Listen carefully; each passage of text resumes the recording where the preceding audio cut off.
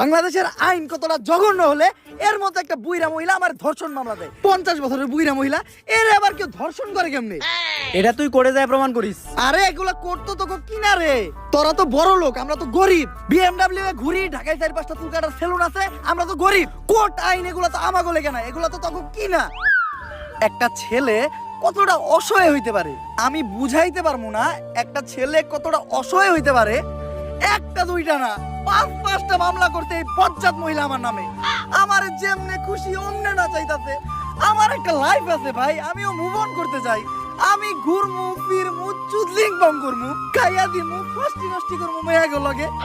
আমার এখন আর জুনা নাইকেল খাইতে ভাল লাগে না, আমি এখন কুচি ডাব খামু। তুমি আমার বাসায় আসছো কেন? তুই আমার ফোনে ডাটা ট্রান্সফার করলি আমার অজ্ঞান কইরা। বাংলাদেশের ছেলেদের ক্রাশের সাথে যে আমি চুদলিং বং করতে ওইটা নিলিকে তুই আমার ফোন থেকে ট্রান্সফার কইরা। বাংলাদেশের কত শত মেয়েরা আমি খেয়ে দিতি, ফষ্টি নষ্টি করতি, এগুলার ছবি ভিডিও তুই নিলিকে তোর ফোনে ট্রান্সফার করে। স্টুপিডের বাচ্চা।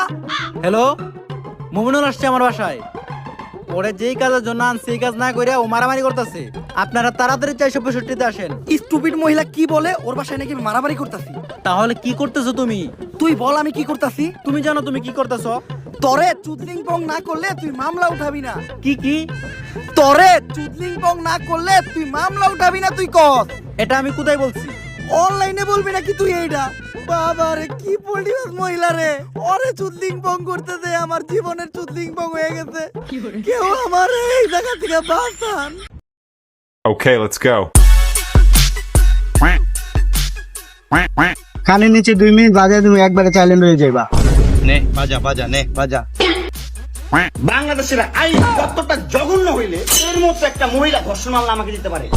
50 বছরের একটা মহিলা আমাকে ধর্ষণ মামলা দিচ্ছে। তাকে কিভাবে ধর্ষণ হয়?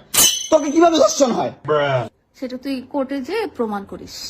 কোর্ট তো তোর কি না, তোর বাপের না কোর্ট? তোর বাপ আর্মিতে, তোর ভাই আর্মিতে, তোর জামাই আর্মিতে, তোর 2টা জামাই আর্মিতে।